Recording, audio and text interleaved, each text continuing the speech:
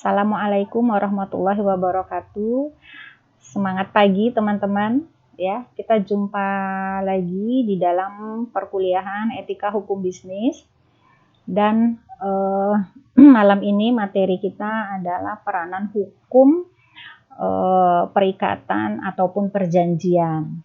Ya, nah kita lihat dulu bahwasannya perikatan ini banyak ya penyebutannya. Kalau menurut bahasa Latin dia namanya obligatio, and then kalau menurut bahasa Inggris ataupun Prancis dia obligation, and then kalau menurut bahasa Belanda itu namanya verbintenis, yaitu adalah ikatan ataupun hubungan. Ini kalau untuk verbintenis sendiri ini pengertiannya banyak ya.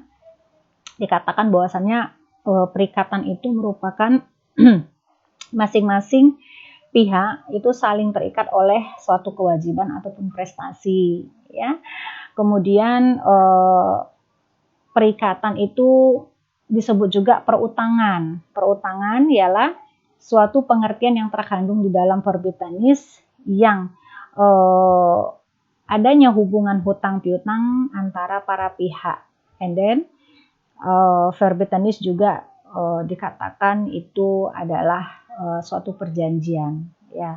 Nah, hukum perikatan ini adalah hubungan hukum antara dua orang ataupun lebih yang terletak di dalam bidang harta kekayaan ya, di mana pihak yang satu itu berhak atas suatu prestasi dan pihak lainnya itu wajib memenuhi suatu prestasi ya. Nah, teman-teman, unsur-unsur perikatan itu ada 4 ya. Yang pertama itu hubungan hukum ya atau legal relationship, dan di sana ada pihak-pihak yaitu 2 atau lebih ya, parties. And then unsur yang ketiga itu harta kekayaan, patrimonial. And then yang keempat itu adalah prestasi atau performance. Ya, kita urai dulu satu-satu ya. Hubungan hukum. Nah, hubungan hukum ini diatur oleh hukum. Ya, hubungan yang di dalamnya terdapat hak di satu pihak dan kewajiban di lain pihak. Jika salah satu pihak tidak melaksanakan kewajiban, tentu dapat dituntut untuk pemenuhannya. Hubungan hukum ini ya dapat terjadi karena yang pertama adanya kehendak pihak-pihak ataupun persetujuan ya ataupun perjanjian. Kemudian hubungan hukum juga dapat terjadi karena sebagai perintah peraturan perundang-undangan. Nah, dasar hukumnya kita lihat di pasal 1233 KUHP, di mana tiap-tiap perikatan dilahirkan karena persetujuan baik karena undang-undang. Saya ambil satu contoh ya. A berjanji menjual sepeda motornya kepada B. Akibat dari janji ya, A wajib menyerahkan sepeda motor miliknya kepada B dan berhak menuntut harganya. Ya, sedangkan B itu wajib menyerahkan harga sepeda motor itu dan berhak untuk menuntut penyerahan sepeda motornya. Nah, ya, dalam contoh ini, apabila salah satu pihak itu tidak memenuhi kewajiban, maka hukum memaksakan agar kewajiban-kewajiban tadi dipenuhi. Nah, perlu dicatat ya, tidak semua hubungan hukum dapat disebut perikatan. Nah, contoh kewajiban orang tua untuk mengurus anaknya. Nah, ini bukanlah kewajiban di dalam pengertian perikatan ya. Artinya adalah setiap hubungan hukum yang tidak membawa pengaruh terhadap pemenuhan kewajiban yang sumbernya dari harta kekayaan pihak yang berkewajiban tidaklah masuk di dalam pengertian dan ruang lingkup batas hukum perikatan. Nah, itu dia ya. Nah, kemudian teman-teman, unsur-unsur perikatan tadi ya yang saya akan paparkan adalah unsur yang kedua, itu ada 2 pihak ya ataupun lebih. Nah, ini sebagai subjek perikatan. Yang pertama ada pihak debitur dan ada pihak kreditur. Pihak debitur ini adalah pihak yang wajib melakukan suatu prestasi ataupun pihak yang memiliki utang ya ataupun kewajiban. Sedangkan kreditur adalah pihak yang berhak menuntut pemenuhan suatu prestasi ataupun pihak yang memiliki piutang ya ataupun hak. Nah, pihak-pihak ini tadi ya, debitur dan kreditur ini tidak harus orang, tapi dapat juga berbentuk badan ya sepanjang ia cakap melakukan perbuatan hukum ya. Debitur kreditur ya pihak-pihaknya tadi di dalam perikatan ini dapat diganti ya dalam hal penggantian debitur harus sepengetahuan dan persetujuan kreditur. Nah, untuk itu debitur harus dikenal oleh kreditur agar gampang menagihnya. Misalnya pengambil alihan hutang, sedangkan penggantian kreditur dapat terjadi secara sepihak. Ya, teman-teman. Seorang kreditur ini mungkin pula mengalihkan haknya atas prestasi kepada kreditur baru. Hak mana adalah merupakan hak-hak pribadi yang kualitatif. Ya, misalnya A menjual sebuah mobil kepada B. Ya, kemudian mobil mana telah diasuransikan kepada perusahaan asuransi. Dengan terjadinya peralihan hak milik dari A ke B, maka B sekaligus pada saat yang sama mengambil alih juga hak asuransi yang telah melekat pada mobil tersebut. Nah, perikatan yang demikian ini dinamakan perikatan kualitatif dan hak yang terjadi dari perikatan demikian dinamakan hak kualitatif.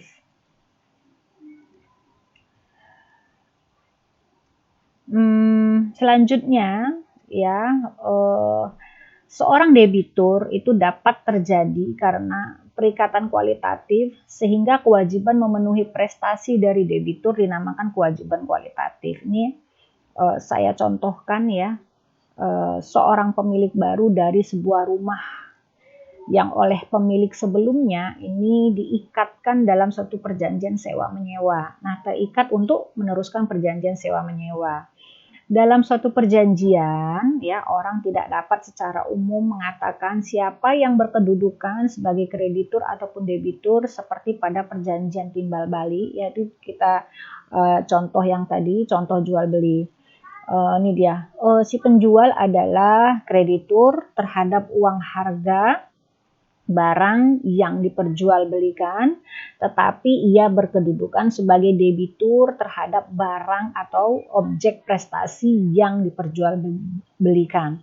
Nah, demikian sebaliknya si pembeli berkedudukan sebagai debitur terhadap harga barang dan kreditur atas objek prestasi penjual, yaitu barang yang diperjualbelikan. Nah, unsur yang ketiga dari perikatan adalah harta kekayaan. Harta kekayaan di sini sebagai kriteria dari adanya sebuah perikatan ya. Ini tentang harta kekayaan sebagai ukurannya. Ada dua pandangan, yaitu pandangan klasik dan pandangan baru. Kalau kita lihat dari pandangan klasik ini merupakan hubungan dapat dikategorikan sebagai perikatan jika hubungan tersebut dapat dinilai ya dengan sejumlah uang. Ini di sana pandangan baru, sekalipun suatu hubungan tidak dapat dinilai dengan sejumlah uang, tetapi jika masyarakat atau rasa keadilan menghendaki hubungan itu diberi akibat hukum ya, maka hukum akan meletakkan akibat hukum pada hubungan tersebut sebagai suatu perikatan. Dan unsur yang ketiga dari perikatan ini adalah prestasi ya atau objek perikatan. Prestasi di sini adalah ya kewajiban yang harus dilaksanakan dan merupakan objek perikatan. Kalau kita lihat dalam ilmu hukum, kewajiban ini adalah suatu beban yang ditanggung oleh seseorang yang bersifat kontraktual ataupun perjanjian. Nah, hak dan kewajiban ini dapat timbul jika terjadi hubungan antara dua pihak yang berdasarkan pada suatu kontrak ataupun perjanjian. Jadi selama hubungan hukum yang lahir dari perjanjian itu belum berakhir, ya pada salah satu pihak tentu akan ada beban kontraktual, ada keharusan ataupun kewajiban untuk memenuhinya ya, ataupun prestasi. Itu dia ya. Bentuk-bentuk prestasi itu kita lihat pada pasal 1234 KUHP Perdata. Dia bentuknya memberikan sesuatu, kemudian kedua berbuat sesuatu, and then yang ketiga tidak berbuat sesuatu. Nah, memberikan sesuatu ini misalnya ya, pemberian sejumlah uang. Ini memberikan benda untuk dipakai ya, atau menyewa. Penyerahan hak milik atas benda tetap dan bergerak. Itu dia ya. Nah, berbuat sesuatu misalnya membangun rumah ya. Nah, tidak melakukan sesuatu itu misalnya A membuat perjanjian dengan B ketika menjual apoteknya ya, untuk tidak menjalankan usaha apotek dalam daerah yang sama. Nah, ketiga prestasi ini ya merupakan kewajiban yang harus dilaksanakan oleh debitur. Ketiga prestasi di atas yang telah saya jelaskan ini mengandung dua unsur penting ya, memberikan sesuatu, berbuat sesuatu, dan tidak berbuat sesuatu. Yang pertama, unsur penting yang terkandung di dalamnya adalah ya berhubungan dengan persoalan tanggung jawab hukum atas pelaksanaan prestasi tersebut ya oleh pihak yang berkewajiban. And then di sana unsur penting yang kedua itu adalah berhubungan dengan pertanggungjawaban pemenuhan tanpa memperhatikan siapa pihak yang berkewajiban untuk memenuhi kewajiban tersebut. Nah, itu ya teman-teman. Kemudian ya syarat-syarat prestasi ini yang pertama tertentu atau setidaknya dapat ditentukan ya, and then yang kedua objeknya diperkenankan oleh hukum, dan syarat prestasi yang ketiga itu dimungkinkan untuk dilaksanakan. Pihak yang berkewajiban atau skuld ini adalah ya kewajiban debitur untuk membayar utang, sedangkan ya pihak yang berkewajiban atau disebut dengan hafting ya ini merupakan kalau skuld tadi kewajiban debitur membayar utang, kalau haftung itu kewajiban debitur membiarkan harta kekayaannya ya untuk diambil oleh kreditur sebanyak hutang debitur. Untuk apa? Untuk pelunasan hutangnya jika debitur tidak memenuhi kewajibannya membayar hutang tersebut. Ya. Nah, setiap kreditur ini mempunyai piutang ya terhadap debitur. Untuk itu kreditur mempunyai hak menagih hutang piutang tersebut. Nah, jadi kalau di dalam ilmu pengetahuan hukum perdata ya, di samping hak menagih hutang ini apabila debitur tidak memenuhi kewajiban membayar hutangnya, maka kreditur mempunyai hak menagih kekayaan debitur sebesar piutangnya pada debitur.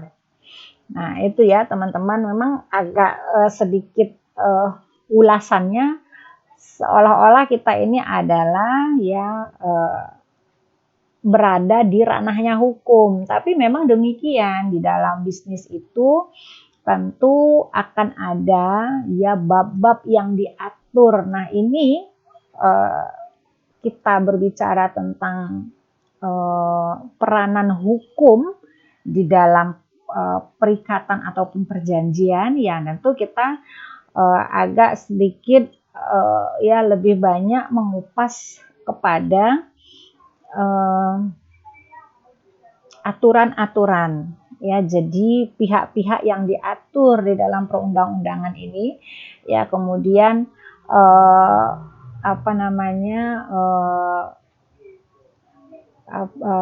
kegiatan-kegiatannya semua sudah dicatatkan ya secara mendetail. Nah, seperti itu ya.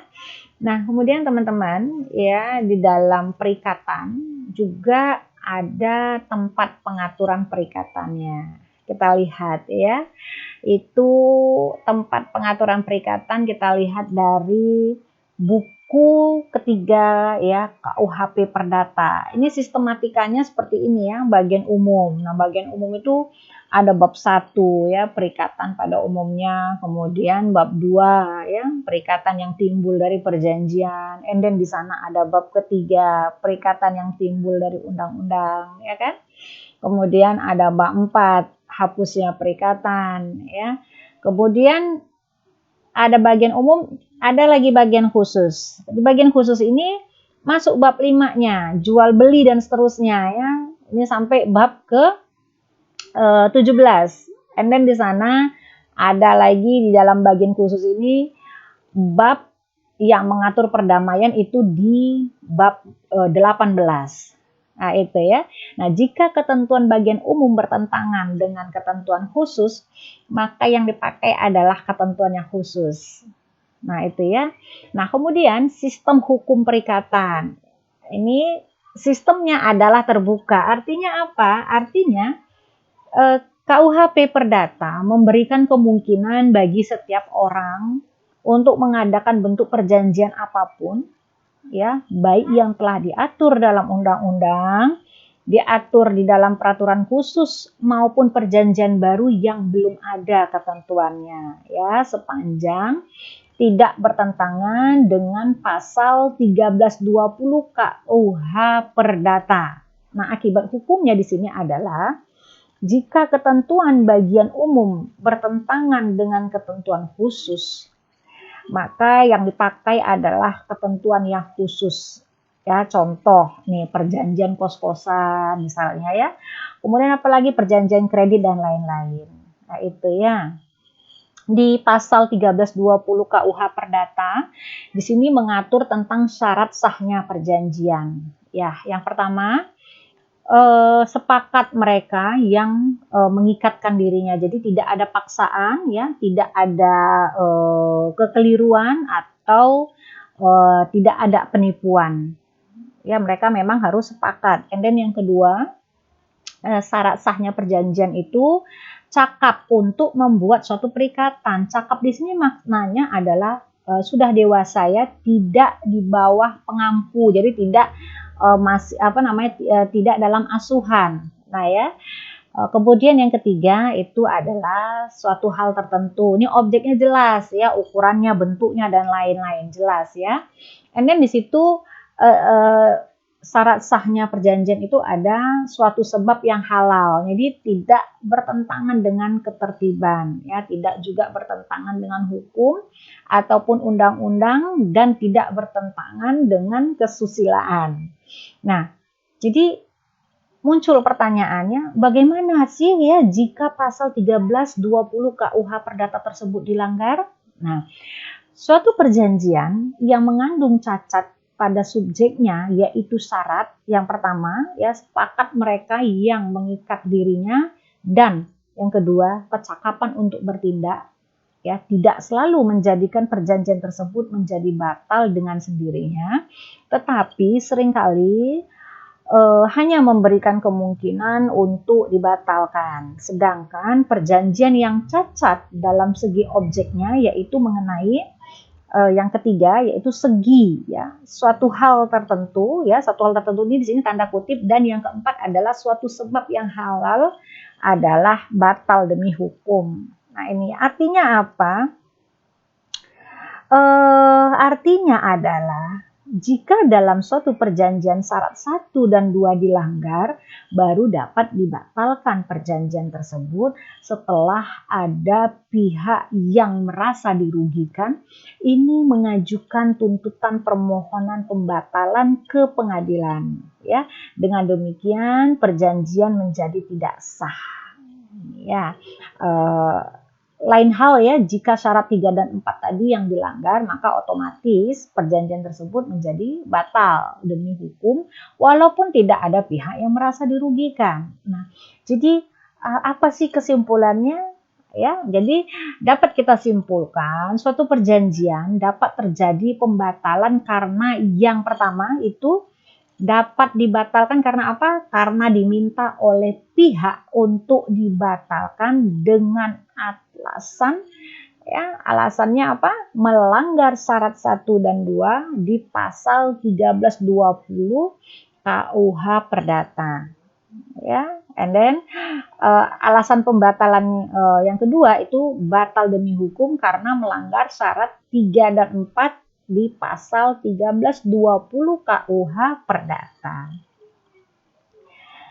Nah, itu ya teman-teman. Kemudian di dalam perikatan ini juga ada sifat hukum perikatan. Ya, yang pertama sebagai hukum pelengkap atau terbuka, ya. Dalam hal ini jika para pihak membuat ketentuan sendiri, maka para pihak dapat mengesampingkan ketentuan di dalam undang-undang.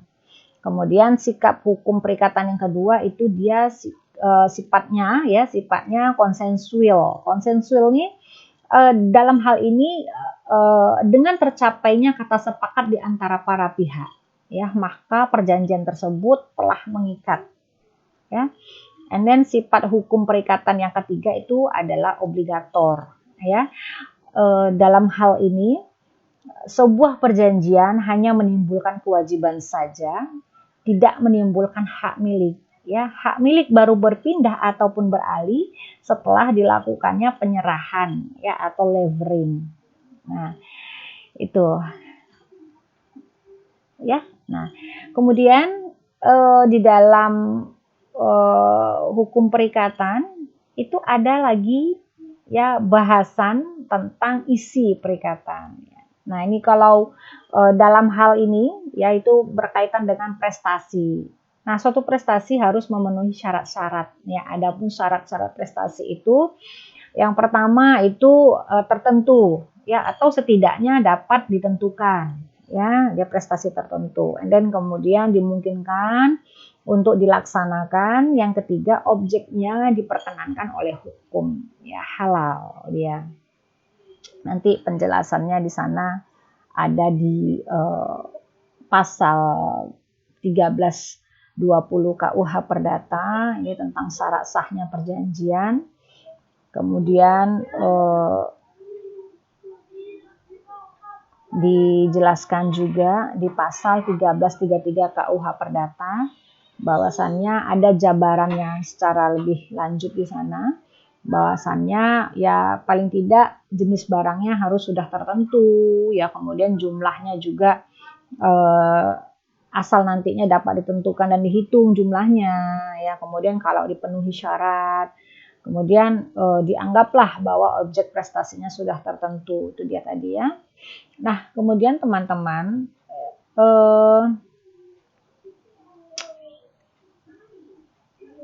di sini yang paling penting dan yang dapat dipakai sebagai ukuran adalah, ya, apakah kreditur itu tahu, ya, bahwa debitur itu tidak bisa memenuhinya. Kalau kreditur tahu bahwa itu memang tidak mungkin, maka tidak boleh, maka kita boleh, ya, menganggap bahwa kreditur tidak memperhitungkan kewajiban prestasi dengan serius dan karenanya perikatan ini batal.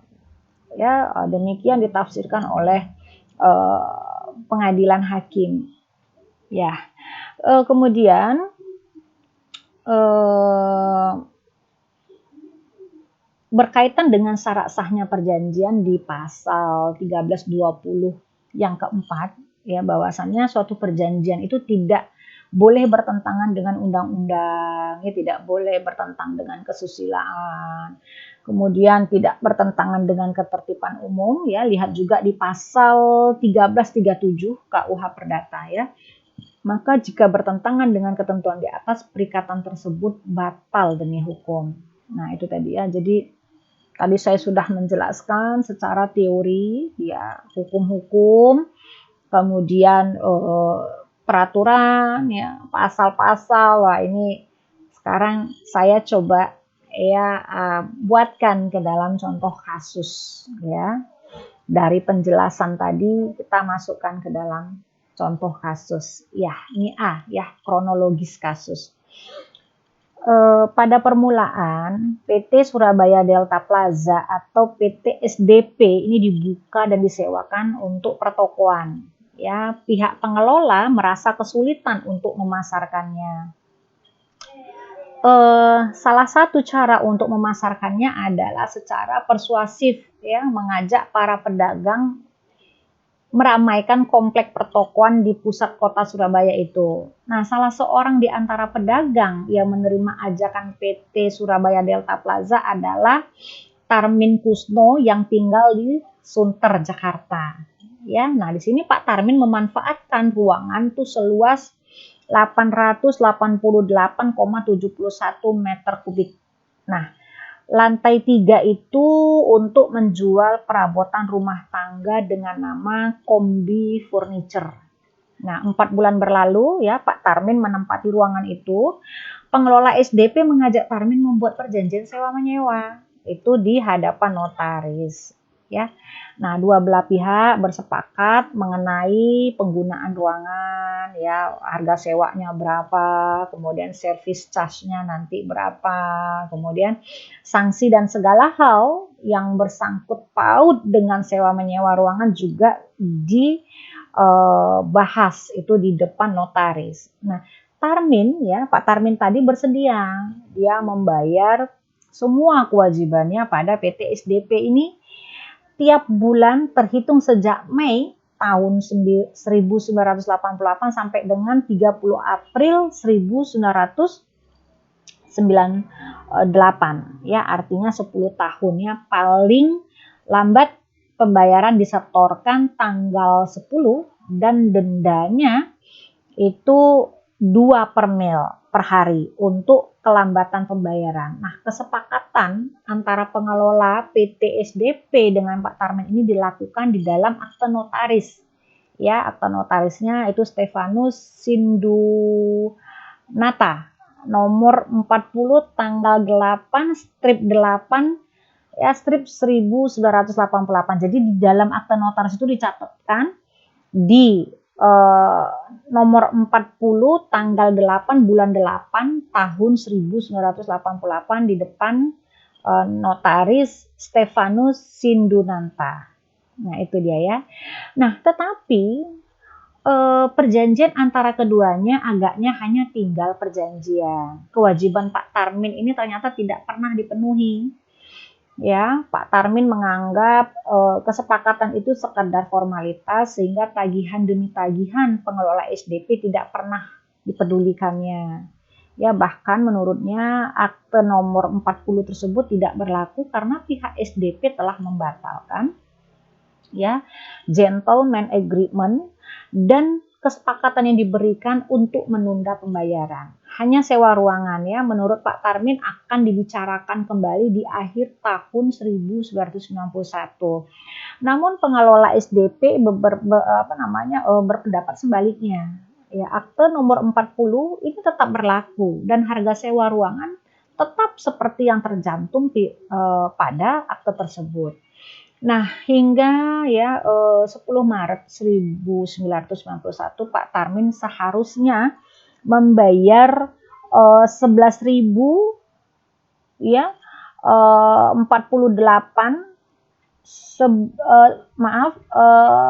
dia harus membayar ya kalau dirupiahkan itu totalnya adalah sebesar 12 juta ya 406.279 rupiah. Itu di tahun 91. Ya kalau sekarang itu duitnya sudah berapa ya? Nah, ini kepada dia harus membayar itu ya. Seharusnya dia membayar sejumlah 12 jutaan 406.279 rupiah ini kepada PT SDP. Nah, meski kian hari jumlah uang yang harus dibayarkan untuk ruangan yang ditempatinya terus bertambah, Pak Tarmin tuh tetap berkeras katanya untuk tidak membayarnya. Nah, di sini pengelola SDP yang mengajak Pak Tarmin ini meramaikan pertokoan itu menjadi menggugat ya ke Pengadilan Negeri Surabaya. Nah, itu nanti teman-teman boleh cek ya nanti kejadian di PT SDP itu tahun 1988 sampai 1998, boleh dicek kembali ya. Nanti teman-teman boleh ambil summary-nya, kesimpulan gitu ya, tentang contoh kasus ini seperti apa ya menurut hukum perikatan dan perjanjian ya. Nanti kalian diskusikan.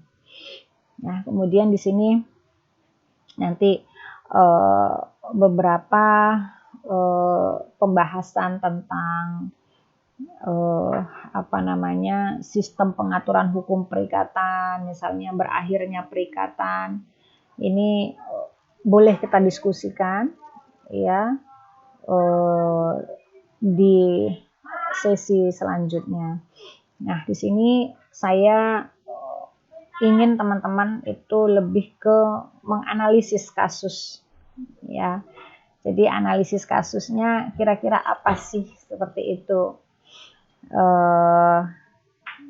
Itu saja ya materi yang saya sampaikan ya. Sekali lagi saya ingin dari contoh kasus tadi PT SDP dan Pak Tarmin tadi, teman-teman buat analisis kasusnya ya, sesuai dengan peranan hukum perikatan ataupun perjanjian di dalam bisnis.